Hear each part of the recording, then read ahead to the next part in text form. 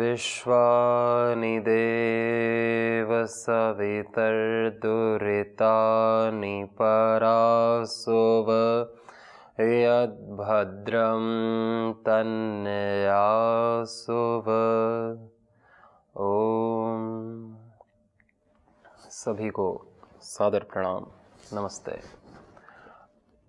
जीवन कौशल के इस क्रम में परमात्मा की अनुकंपा से हमें कुछ सुनने और बोलने का अवसर मिलता है प्रभु के विषय में।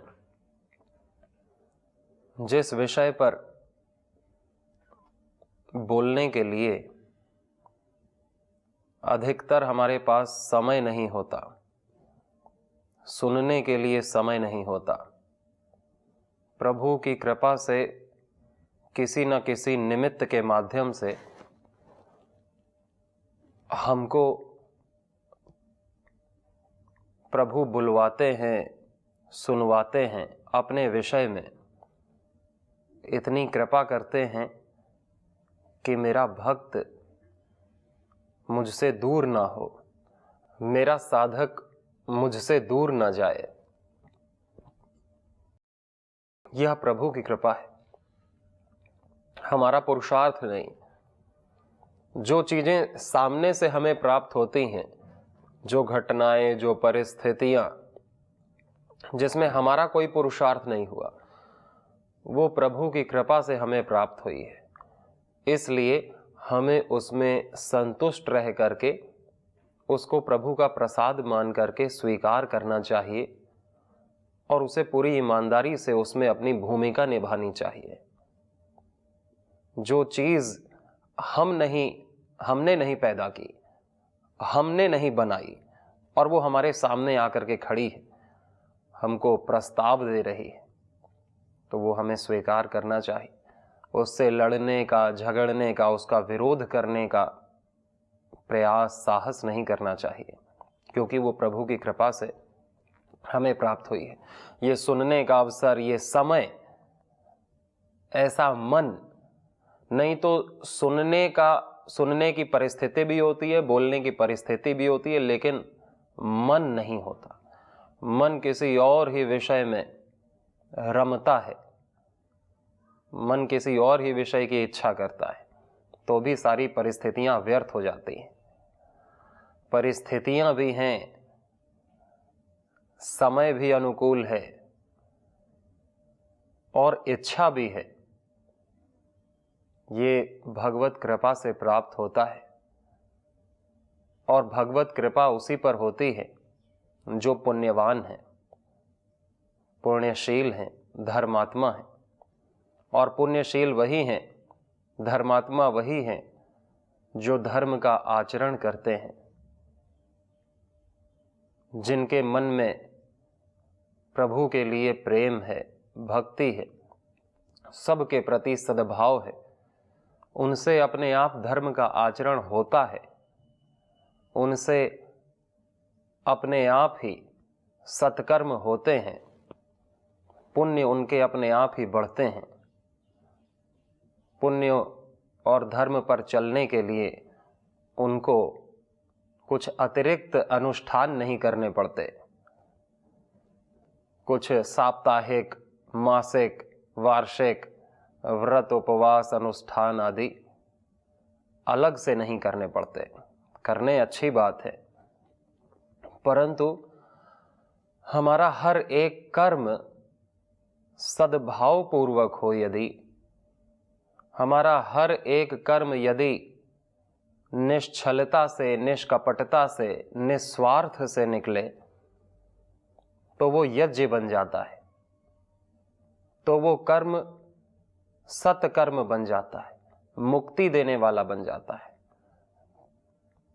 शक्ति देने वाला बन जाता है। ज्ञान देने वाला बन जाता है, वही कर्म।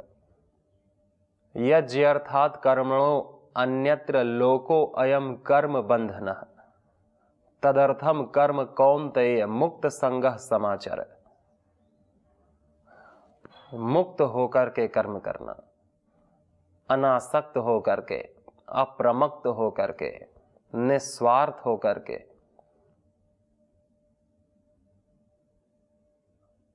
फल आशा, फल आसक्ति को त्याग करके जो कर्म करते हैं वो कर्म यज्ञ रूप होते हैं। यज्ञ अर्थात कर्मणो अन्यत्र लोको अयम कर्म बंधना, और जो इसके अलावा कर्म है वो सारे बंधनकारी बताए, वो सारे हमारे वासनाओं को जगाने वाले, हमको अशांत करने वाले, हमको कर्म बंधन में डालने वाले, हमारी सुख चैन विश्राम शांति को छीनने वाले बताए गए। तो हमारा यह सौभाग्य है कि प्रभु सदा हमारे साथ रहते हैं, कभी भी हमें छोड़ते नहीं। हम कैसे भी हों, अच्छे हों या बुरे हों, लेकिन यदि हमारी इच्छा है प्रभु के मार्ग पर चलने की, और हम थोड़ा सा भी यदि धर्म का आचरण करते हैं, थोड़ा सा भी चलते हैं, तो फिर प्रभु हमें नहीं छोड़ते। वो सदा सतत प्रेरणा देते हैं, उठाने का प्रयास करते हैं। उद्यानम ते पुरुष नावयानम जीवातुम ते दक्षता तुम गृणों में। वेद वाणी में भगवान ने कहा कि मैं तुम्हारे अंदर प्रतिपल प्राण फूंक रहा हूं ऊपर उठने के लिए। तुम ऊपर उठो, अपने हर स्वार्थ से ऊपर उठो, अपने अहंकार से ऊपर उठो, अपनी क्षुद्र इच्छाओं से ऊपर उठो, अपनी कामनाओं से ऊपर उठो। इसलिए मैं तुम्हारे अंदर प्राण फूंक रहा हूं, तुम्हें प्राण दे रहा हूं, तुम्हें शक्ति दे रहा हूं। ओम भूर्भुवः स्वः। वही प्राण का दाता है, वही सुखों का दाता है, वही दुखों का विनाशक है, वही सविता देव, इस जगत का उत्पादक। उसी के दिव्य तेज को हम धारण करते हैं कि वो हमारी बुद्धि में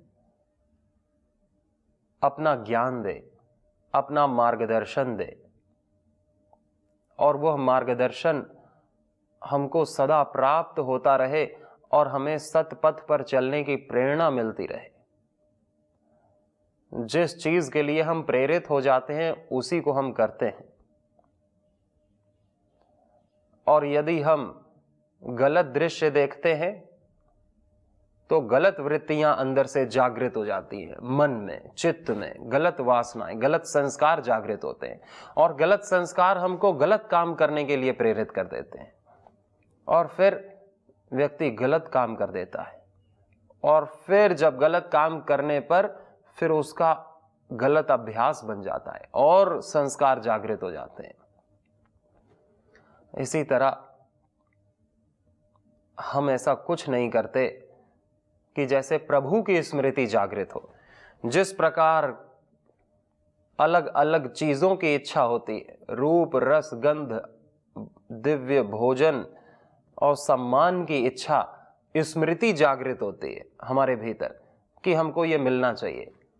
हम कहीं भी जाएं तो हमारे मन में होता है कि एक अच्छी सी जगह मिले रुकने के लिए, एक बहुत स्वादिष्ट भोजन मिले, बहुत सुंदर मित्र मिले, बहुत मीठा बोलने वाले लोग मिलें, बहुत सम्मान करने वाले ऊंचे आसन पर बैठाने वाले लोग मिले, और सभी मुझसे प्रेम करें। जैसे अपने लिए ये स्मृति जागृत रहती है 24 घंटे, हर पल ये स्मृति जागृत है। ये याद नहीं करना पड़ता, ये सोचना नहीं पड़ता, इसका अभ्यास नहीं करना पड़ता। वैसे ही हमारी यह स्मृति जागृत हो जाए कि प्रभु ही मेरा है और मैं उसका हूं, और ये सब कुछ जो दिख रहा है और जो नहीं भी दिख रहा वो सब उसका है, और मैं उसी का सुमिरन करने के लिए, उसी की सेवा करने के लिए इन सब उसके बीच में आया हूं, उसके इस प्यारे जगत के बीच में आया हूं। इसमें मेरा कुछ नहीं, मेरे लिए कुछ नहीं। जैसे प्रभु कहते हैं कि न मैं, मेरे लिए कोई कर्तव्य नहीं है पार्थ, त्रिषु लोकेषु किंचन, तीनों लोकों में, लेकिन फिर भी मैं बरत रहा हूं। वैसे ही हमारी स्मृति जागृत हो जाए प्रभु के प्रति, तो फिर हम कभी उन्हें भूलेंगे नहीं, और जब हम उन्हें भूलेंगे नहीं तो हमसे कोई पाप नहीं होगा, किसी के प्रति घृणा का, द्वेष का भाव नहीं होगा, हम कभी मोह में और शोक में नहीं पड़ेंगे, हम कभी वासना की अग्नि में नहीं जलेंगे, हम कभी कुपथ पर पग नहीं धर सकते यदि प्रभु की स्मृति सतत जागृत रहे, जो कि कभी कभी जागृत होती है और प्रभु की कृपा से जागृत होती है। कुछ धीर वीर पुरुषार्थ करके उस स्मृति को सदा के लिए जागृत करते हैं।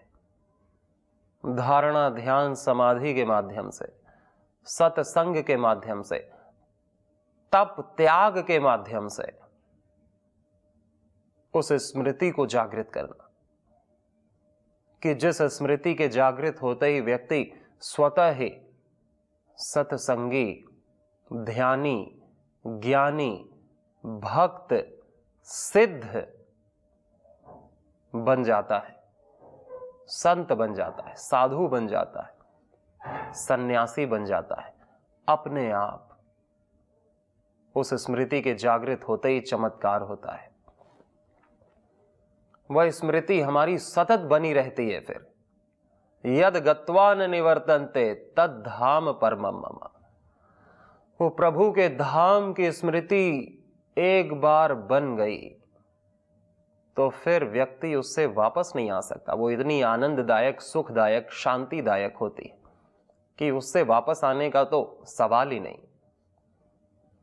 अभी जैसे हमें असंभव लगता है विषयों के विचारों को छोड़ना, शब्द, स्पर्श, रूप, रसगंध जो विषय हैं और उनकी जो आसक्ति है, अच्छे रूप को देखने की, अच्छा भोजन को चखने की, अच्छे बिस्तर पर लेटने की, एकदम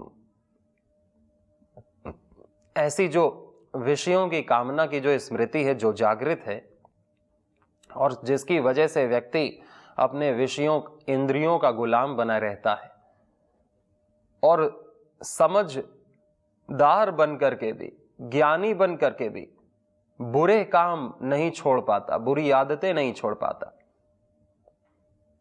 और उसे पता है कि ये जो मैं कर रहा हूं गलत है, लेकिन फिर भी करता है। ये मैं सोच रहा हूं, ये जो बोल रहा हूं वो गलत है, लेकिन फिर भी करता है, बोलता है, सोचता है। जान करके भी अच्छी चीज नहीं अपना पाता, जान करके भी बुरी चीज नहीं छोड़ पाता, और सहज रूप से विषयों के प्रति आकर्षित रहता है। अभी उसको असंभव लगता है कि विषय कैसे छूट पा रहे हैं, मैं तो कितने व्रत, उपवास, अनुष्ठान, संकल्प कर रहा हूं, लेकिन ये छूट ही नहीं रहे। असंभव हो जाता है विषयों का आकर्षण छोड़ना।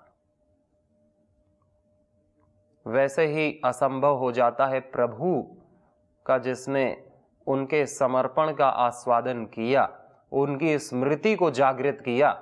एक बार स्मृति जागृत हो गई तो फिर जैसे विषयों का अभ्यास नहीं करना पड़ता, सतत वो अपने मन में आ रहे हैं, वैसे प्रभु का अभ्यास नहीं करना पड़ता।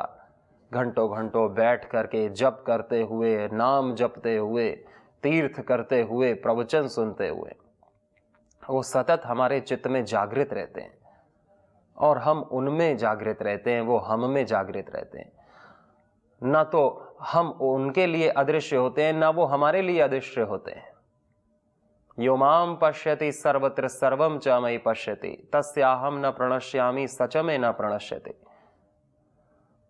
भगवान हमारे लिए कभी अदृश्य नहीं होते और हम उनके लिए कभी अदृश्य नहीं होते। अभी तो भगवान हमारे लिए अदृश्य हैं कि कहाँ दिख रहा है भगवान। हर जगह विषय ही विषय तो है, हर जगह राग द्वेष ही तो है, हर जगह मोह माया ही तो है, हर जगह कामनाएं, इच्छाएं ही तो दिख रही हैं। निष्कामता असंभव होती है। परंतु भगवान ने कितने आश्वासन दिए वेद में और कितने आश्वासन दिए श्रीमद् भगवद गीता में अपनी वाणी से कि मामेव शरणम, मेरी ही शरण में आओ। मामेव शरणम व्रज अहम त्वाम सर्व पापेभ्यो मोक्षयिष्यामि मा शुचा। ममैव ये प्रपद्यन्ते मायामेताम तरन्ति ते। जो मेरी ही शरण में आते हैं, सर्वधर्मान परित्यज्य मामेक शरणम व्रज, मामेव शरणम व्रज, मामेकम शरणम व्रज। मेरी एक की शरण में आओ और मेरी ही शरण में आकर के माया में ताम तरंती थे, मेरी इस बनाई हुई माया से, मेरे इस बनाए हुए विषयों से जो सेवा के लिए थे, जिनकी आसक्ति में तुम पड़े, जिनको अपना मान लिया तुमने, जिनके अहंकार में तुमने अपना अधिकार मान लिया, इन विषयों के ऊपर मेरे ऊपर नहीं माना, मेरे ऊपर अपना अधिकार नहीं माना कि यही मेरा पिता है, यही मेरी माता है, यही मेरा सखा है, तब तुम मेरी शरण में ही, एक मेरी शरण में ही आकर के तुम सारे जो मिथ्या संबंध हैं, जो अज्ञान अविद्या के संबंध हैं, उन सब से तुम तर जाओगे। जो भ्रमात्मक है, जो प्रातिभासिक है, उन सब से तुम तर जाओगे। माया में ताम तरंती ते, ये मेरी ही माया है जो तुम्हें सुख पहुंचाने के लिए और जो तुम्हें मुक्ति देने के लिए, भोग अपवर्गार्थम दृश्यम, ये भोग के लिए और अपवर्ग के लिए, अपवर्ग अर्थात मुक्ति के लिए और भोग अर्थात अपना जीवन यापन करने के लिए, सेवा करने के लिए। सेवा करना सबसे बड़ा भोग है और इसी सेवा के लिए ही भोग अपवर्गार्थम दृश्यम, कि केवल अकेले ही भोग न करना, क्योंकि हम सब एक हैं। वसुधैव कुटुंबकम, कोई पिता कमाए और अकेले ही खा जाए, मां को ना दे, बच्चों को ना दे, तो वो कैसा होगा? वो तो पागल कहलाएगा, वो तो दंड का भागी होगा, वो तो क्रूर होगा, वो तो निर्दयी होगा और वो कोई भी उससे प्रेम नहीं कर सकता। तो वैसे ही सर्वभूत हिते रता सर्वे भवन्तु सुखिना वसुधैव कुटुंबकम, की सारी मानव जाति एक है और मानव जाति नहीं, सारी सृष्टि एक है, जो पंच तत्वों से बनी है और जो ईश्वर से बनी है। ईश्वर जिसका आधार है, जो मैटर भी है और मेकर भी है, सब एक है। तो केवल अपने लिए भोगों को मानना, अपनी चिंता ही करना, अपने लिए ही जीना, स्वार्थ, यही अज्ञान है। तो भगवान की ये माया कोई दुख देने के लिए नहीं, कोई तनाव देने के लिए, कोई अज्ञान देने के लिए, कोई नरक देने के लिए, पीड़ा देने के लिए नहीं। भोग अपवर्गार्थम दृश्य, कि आप सब अपना भोग कर सके, विवेक पूर्वक, विवेकशील होकर के भोग कर सके। जैसे हम पिता से प्रेम लेते हैं तो पिता का भोग है, मां से प्रेम लेते हैं तो मां का भोग है, आहार करते हैं तो आहार का भोग है, और भगवान को कुछ समर्पित करते हैं तो कहते हैं हम भगवान को भोग चढ़ा रहे हैं। तो भोग का कोई निंदनीय अर्थ नहीं है, नकारात्मक अर्थ नहीं है, लेकिन केवल अपने लिए ही करना तो निकृष्टतम भोग है। कि ये भगवान ने जो भी दिया हमको साधन सामग्री, ये साधन सामग्री है, सेवा सामग्री है, इसको केवल अपने अहंकार, अपने ही केवल भोग के लिए, केवलाघो भवति केवलादि, जो केवल अपने लिए ही खाता है, कमाता है, वो पाप ही खाता है, पाप ही कमाता है, और वो चोर है। इस्तेन एव सह, उसको चोर कहा गया और उसे दंडित किया जाता है इस विधान के द्वारा। तो ये जगत भगवान ने बनाया सेवा के लिए और सेवा से मुक्ति के लिए। किसी पर हमारा कोई अधिकार नहीं कि हम उससे कुछ इच्छा करें। हाँ, प्रभु ने इस संसार को बनाया कि ये संसार हमें प्रेम देता है और हम भी संसार का हिस्सा हैं, हम संसार से अलग नहीं। तो हमें भी इसीलिए बताया कि हम प्रेम के दाता बन सकें। भगवान की इतनी बड़ी कृपा कि हम सबको प्रेम का दाता बनाया, भोक्ता नहीं बनाया, प्रेम का दाता बनाया। ये हमारा कर्तव्य है, प्रेम का दान करना, और अपने कर्तव्य का पालन करना ही हमारा अधिकार है।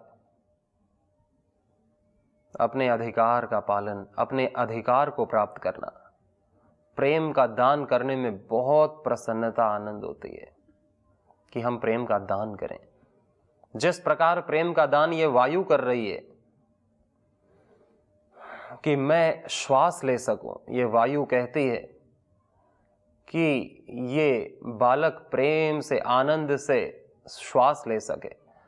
जल कहता है कि ये मेरे बालक बालिकाएं आराम से, प्रेम से मेरे रस का पान कर सके। ये धरती प्रेम में हमारे लिए इतने खाद्य पदार्थ उगाती है और कहती है प्रेम से सब अपना घर बसा सके, मुझ में चल सकें। इसी तरह ये सूर्य प्रेम कर रहा है हमसे, प्रेम का दान कर रहा है। ये सारे पेड़ पौधे, ये चंद्रमा, ये सितारे दूर से टिमटिमाते हुए कितना सुंदर करते हैं इस सृष्टि को। ये सारे कीट पतंगे सब कुछ प्रेम का दान कर रहे हैं। और मैं केवल प्रेम के भोग में लगा हूं। मैंने किसको प्रेम दिया? प्रेम देने के लिए प्रेम होना भी चाहिए अपने भीतर। प्रेम का सागर बहना चाहिए कि हम प्रेम को देते रहें और हमको प्रेम की इच्छा ही ना हो, क्योंकि हम स्वयं प्रेम स्वरूप हैं, हम स्वयं आनंद स्वरूप हैं। जो आनंद स्वरूप होता है उसे आनंद की थोड़ी इच्छा होती है। सागर को पानी की इच्छा थोड़ी होती है, सागर तो खुद ही पानी से लबालब भरा हुआ है। हाँ, पानी की इच्छा उस तालाब को जरूर होगी जो सूख गया है, पानी की इच्छा उस कुएं को जरूर होगी जिसको सुखा दिया गया है। पानी की जरूरत उन लोगों को जरूर होगी जो प्यासे हैं, लेकिन जो तृप्त हैं उनको प्रेम की क्या आवश्यकता, उनको आनंद की क्या आवश्यकता। वो तो इतना भरे हुए हैं कि वो दिए बिना नहीं रुक सकते। अब जैसे संत किसी से कोई इच्छा नहीं करता, लेकिन वो किसी को प्रेम दिए बिना, ज्ञान दिए बिना, आनंद दिए बिना, तृप्ति दिए बिना रह नहीं सकता। इसलिए वो एक जगह नहीं बैठता, वो घूम घूम करके सबको आनंद देता है। जैसे जगत गुरु शंकराचार्य जी ने पूरे भारत का भ्रमण करके सबको आनंदित किया।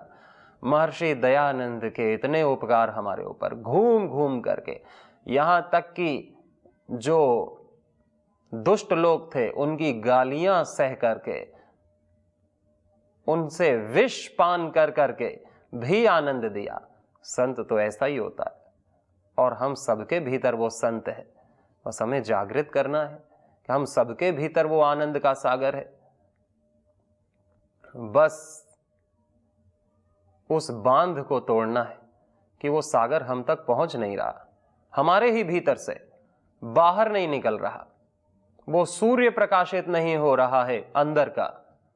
मलिनता से, स्वार्थ से, अहंकार से, कामनाओं से और विषयों की शरण में जाकर के प्रभु की शरण से हम च्युत हो गए, दूर हो गए। कि प्रभु की शरण में जाएं तो वो सागर हमारा हो जाए, मैं स्वयं सागर स्वरूप अपने आप को अनुभव कर लूं, और फिर तो कोई इच्छा ही नहीं, फिर तो केवल देना देना देना ही शेष है। अनंत काल तक भी दिया जाए तो वो सागर खत्म नहीं होगा।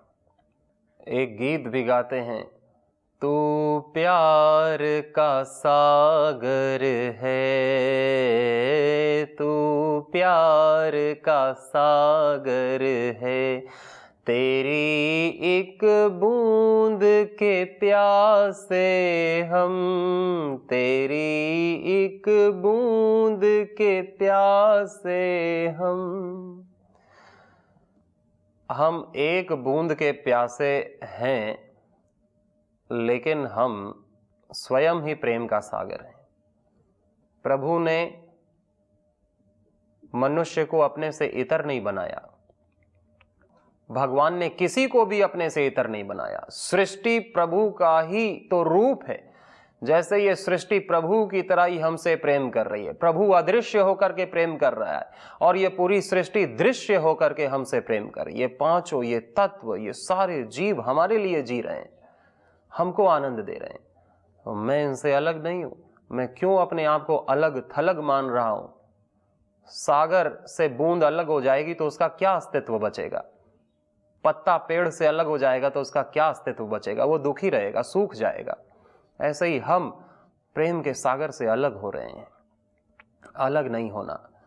हम प्रेम के दाता बने और प्रभु ही प्रेम का भोग कर सकते हैं।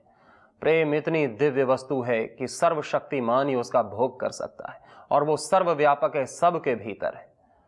तो हम निसंकोच, बिना कंजूसी के प्रेम का दान करें सबको, तो हम अपने आप प्रेममय रहेंगे। और यदि हम प्रेम की इच्छा करेंगे तो हम हमेशा सूखे रहेंगे। और हमारी वो इच्छा कौन पूरी करेगा भला? हमारी इच्छा हम ही पूरी कर सकते हैं, प्रेम का सागर बन करके। और प्रेम का सागर बन सकते हैं प्रभु का हो करके, और प्रभु के हो सकते हैं अपनी सारी इच्छाओं को, कामनाओं को त्याग करके, स्वार्थ को त्याग करके, कि मैं तो प्रभु की शरण में हूं और प्रभु की इच्छा ही मेरी इच्छा है। मैं अपनी इच्छा से नहीं, प्रभु की इच्छा से चलूंगा। और मैं अपनी हर कामना का, हर स्वार्थ का, हर सुख का त्याग करता हूं। मैं उनका तपस्वी शिष्य हूं। आज के सत्र में इतना ही। सभी को बहुत शुभकामनाएं। सभी को नमस्ते।